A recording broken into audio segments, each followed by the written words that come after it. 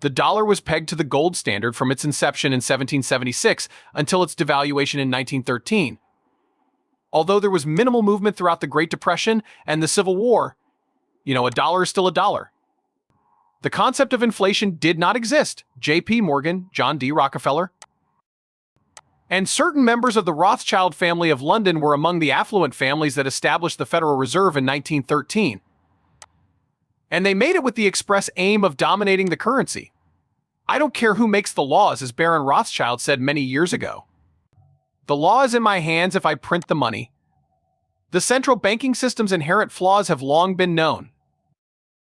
It perpetually enriches a small few at the expense of the working class.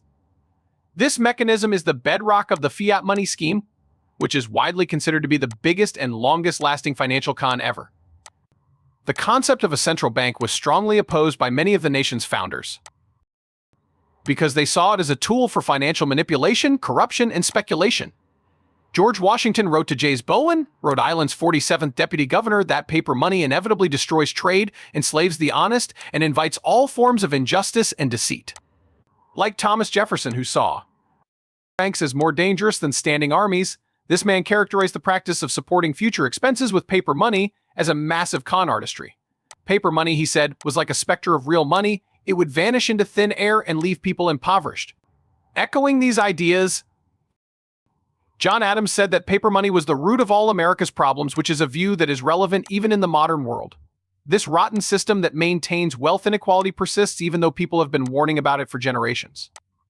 Mark Sko, a famous hedge fund manager, recently spoke on the Advancing Our Church podcast on the many problems with the existing financial system and how blockchain technology stands in sharp contrast due to its honesty and honesty. It's true that all of human history has revolved around a single currency. There have been many efforts, but gold is the only one that has made it through the past 5,000. I see. Now tell me what I mean when I say that. So long as there is no debt to pay off, money can be considered an asset. In reality, all of the things we commonly associate with money are essentially currencies. Debt, namely government debt, is backing them. The drachma, or whatever currency it was, emerged together. With the dollars, yen, and euros, the euro is here now. Yes, those are money. But gold has been a medium of exchange for quite some time, hasn't it?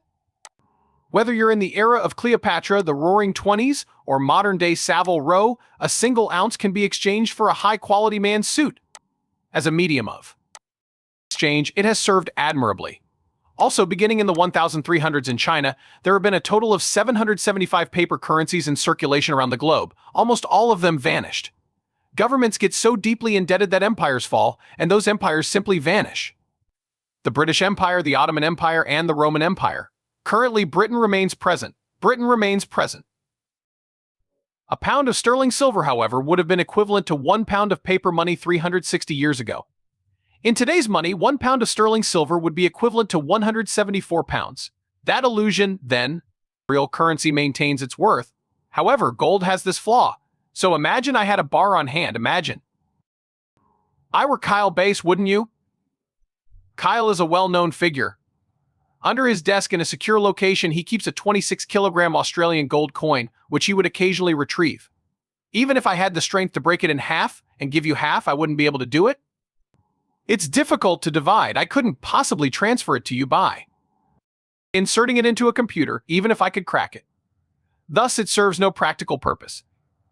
In contrast, Bitcoin is as scarce as gold. That is, there is a constant annual supply of Bitcoin that is about equal to the supply lost to theft or other forms of theft. Because of this consistency and scarcity, the value of rare assets does not depreciate. However, it is better in terms of divisibility and portability. In my opinion, Bitcoin will remain how it is for the foreseeable future. That concludes my extremely lengthy explanation of why digital assets are important. Am I too late to start a venture capital firm? Value is created by scarcity. And the reason for that is that there is certainty, isn't there? One of the issues with our finances, isn't it? I often make fun of the fact that the dollar is backed by the Federal Reserve, a body that is neither federal nor has any reserves. Is there no holding? It's not a bank in the conventional sense, it's a private company, and the majority of its owners are Europeans, which is strange. Specifically, very rich European families. It followed in the footsteps of the Dutch National Bank and the Bank of England when it was established in 1913. Several families from Europe made it in the 1600s.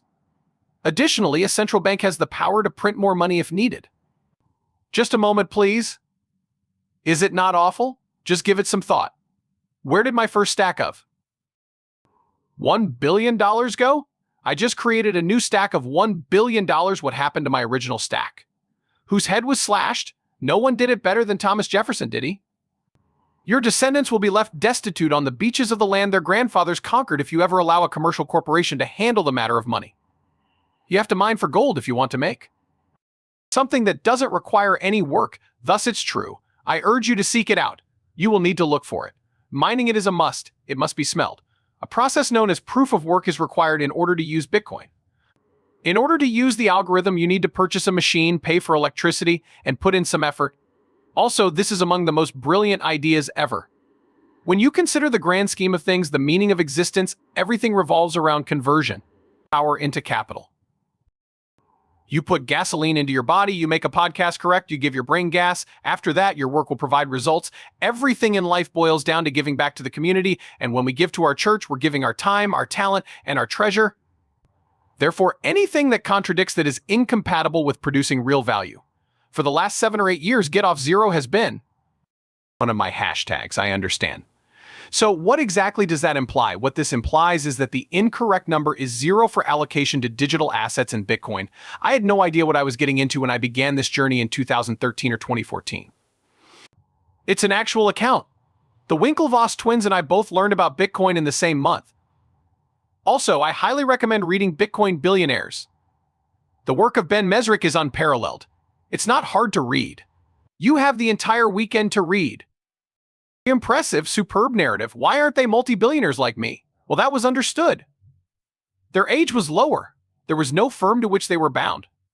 This wonderful friend of mine introduced it to me, and I immediately understood. However, my clients responded with, "No, you're an idiot," after I began working on their projects and wrote about them. Get back to work. Speaking about magic money on the internet will get you fired. Meanwhile, the cost dropped from $500 to $186. This took place between March 2014 and September 2014. In a sense, they were correct. It had increased to $1,000 after 8 weeks. There must be something here, I think to myself. Please tell me, why does it persist in being so resilient? It would fall, rise again, and fall again. Additionally, the network's worth increased with each passing cycle of greater highs and lower lows. This led me to delve further into the concept of network effects. And then there's Sarnoff, who came up with Sarnoff's law. So I could tune in to WGN, a Chicago station, when I was a kid living in Seattle, could I? How, therefore, is it even conceivable? How on earth is it feasible to be nearly 3,000 kilometers distant? Well, they possess this enormous antenna, which would emit a mystical signal that would reverberate through the air, allowing me to perceive it. The rule that Sarnoff proposed essentially states that all networks are equal. A network's worth was proportional to the number of individuals capable of receiving that signal. Thus, he concluded that the link was linear. If both of us could hear it, then it must have risen 2 tiers, not 1, not 2, but 3, and eventually 4. At MIT, a man named Metcalf stepped in and said, "Absolutely. I understand. However, what if Jim and Mark exchange messages? What would happen if they become friends? This is clearly not a linear relationship anymore. This bond is now growing exponentially. As for the distinction between